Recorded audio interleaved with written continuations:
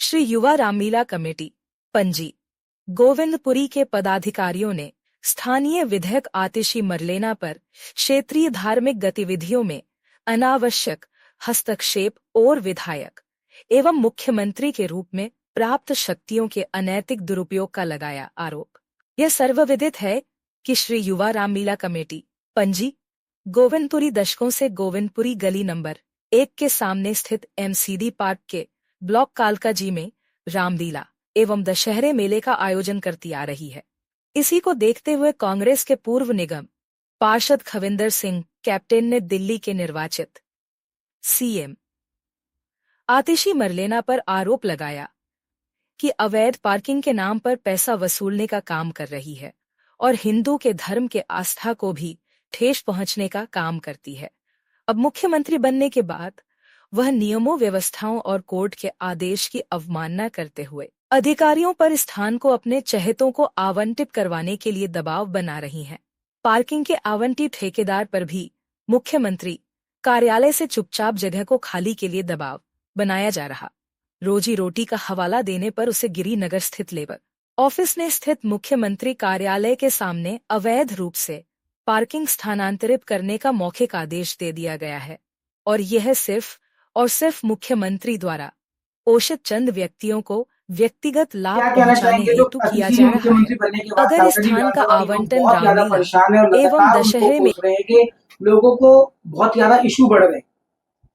देखिए, जब से आतिशी जी कालकाई क्षेत्र से विधायक बनी है, क्षेत्र के अंदर विकास कार्य एकदम ठप हो गए हैं। मैं आपको गोविंदपुरी से शुरू करता हूँ। गोविंदपुरी के अंदर गलियां एकदम खुदी पड़ी हैं। पिछले कई सालों से गलियां खुदी पड़ी हैं और गलियां बन नहीं रही हैं। कभी ये सीवर डाल देते हैं, कभी कुछ कर देते हैं, कभी कुछ कर देते हैं, लेकिन गलियां बनती नहीं हैं। मुझे याद है कि आज से 2017 से पहले सुभाष चोपड़ा यहाँ विधायक थे 2013 तक। उसके बाद मैं 17 तक मेरी धर्मपत्नी निगम पार्षद रही। 2002 से लेके मैं भी निगम पार्षद रहा 2 बारी, लेकिन कभी भी विकास के कार्य हमने ठप नहीं होने दिए और विकास के कार्य हमने किए। और जब हम 2017 का चुनाव लड़े तो एकदम कालकाई क्षेत्र के अंदर काम बिल्कुल नहीं था कुछ करने के लिए। हमने सारी गलियां बनवा दी थी, पार्क बनवा दिए थे, स्ट्रीट लाइट हमारी सब ठीक थी, ओके थी। लेकिन उसके बाद से क्षेत्र के अंदर विकास कार्य ठप हो गए। और जब ये विधायक बनी, विधायक बनने के बाद तो और विकास कार्य जो होने चाहिए थे, इनसे बहुत उम्मीद थी। ये मंत्री भी रही, अब मुख्यमंत्री बन गई है दिल्ली की, लेकिन इनके क्षेत्र के अंदर कालकाई विधानसभा में, चाहे वो महारानी बाग का एरिया हो, श्रीनिवासपुरी का एरिया हो, चाहे फ्रेंड्स कॉलोनी का एरिया हो, चाहे वो ईस्ट ऑफ कैलाश का गढ़ी अमृतपुरी गढ़ी का एरिया हो, चाहे वो प्रकाश मोहल्ले का एरिया हो, और कालका मंदिर के आसपास भी देखिए, हमारे दुनिया भर के तीर्थ यात्री कालका मंदिर के अंदर माँ कालका के दर्शन करने के आते हैं। और अभी भी आप जाकर देखिए वहां कितना कूड़ा पड़ा हुआ है। इस्कॉन टेम्पल को देखने के लिए दुनिया भर से लोग आते हैं, लोटस टेम्पल को देखने के लिए दुनिया भर से आते हैं। 3 विश्व की धरोहरें कालका जी विधानसभा क्षेत्र के अंदर है और इतना गंद यहाँ पड़ा हुआ है और आप कह नहीं सकते। लोग यहाँ पर इनके बहुत खिलाफ है और लोग त्रस्त हो रहे हैं। गंदा पानी आ रहा है, आप 2-4 दिन से बिजली भी जा रही है आधा घंटे के लिए क्षेत्र के अंदर, तो बहुत बुरे हाल है। और रही बात रामलीला वाली बात, पहले एक रामलीला हुआ करती थी यहाँ, युवा रामलीला कमेटी उसको करती थी गोविंदपुरी वाले के ब्लॉक पार्क के अंदर। उसमें पार्किंग बना दी गई और पार्किंग बनाने के बाद उन्होंने फिर लास्ट ईयर फिर भी वहां रामलीला की।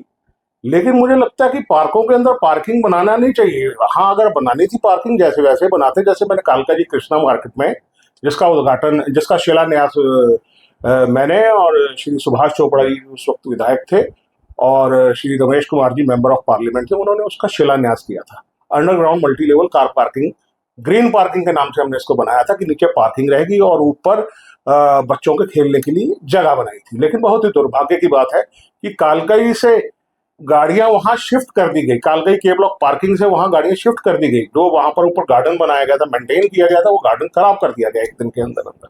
गिरिनगर में जो विधायक कार्यालय है उसके अंदर जो मोहल्ला क्लिनिक है वहां पर भी गाड़ियां पार्क करवाई जा रही है। देखिए ये पूरी गुंडागर्दी कर रहे हैं, पूरी गुंडागर्दी चल रही है। और ये कहते थे कि हम जो भी काम करेंगे क्षेत्र के लोगों से पूछ कर करेंगे, लेकिन दुर्भाग्यवश वो काम अब नहीं हो रहा है। ये लोगों से नहीं पूछ रहे हैं और ये बहुत ही इन्होंने इलाके के अंदर त्राहिमाम कर रखा है। दो रामलीला करने का दुख था, और वो भी 200 मीटर के डिस्टेंस पे दो रामलीला हो रही है। एक रामलीला होती है दोनों जने मिलके कर लेंगे। अगर आपको भगवान राम की ज्यादा भक्ति करनी है, दोनों जने एक मिलके कर लीजिए। कालका जी के अंदर 3 पब्लिक गेट बनाए गए हैं, जो कि हमारे चैनल में सर्वे किया है, जिससे लोग काफी ज्यादा परेशान हैं। जाम लगातार लग रहा है। 3 पब्लिक गेट जो बनाए गए हैं, ऐसा कुछ भी ऑर्डर नहीं था, कोई आरडब्ल्यू को इन्फॉर्मेशन नहीं थी, आप लोगों स्थानीय निगम पार्षदों को कोई नोटिस नहीं दिया गया। गेट के बारे में क्या कहेंगे? देखिए, यहाँ तक गेट की बात है, सुप्रीम कोर्ट के क्लियर गाइडलाइंस है कि अगर आपको गेट कॉलोनी के अंदर लगाना है तो रोड की जो विड्थ है, चौड़ाई है, वो 13.5 मीटर होनी चाहिए। ट्रैफिक पुलिस की एनओसी होनी चाहिए, लोकल पुलिस की एनओसी होनी चाहिए, और फायर ब्रिगेड की एनओसी होनी चाहिए। लेकिन मुझे लगता है कि कालका जी के अंदर जिस प्रकार बेतहाशा गेट लग रहे हैं, माननीय विधायिका लगा रही है, चाहे निगम पार्षद लगा रहे हैं, वो बिना किसी एनओसी के गेट लगाए जा रहे हैं।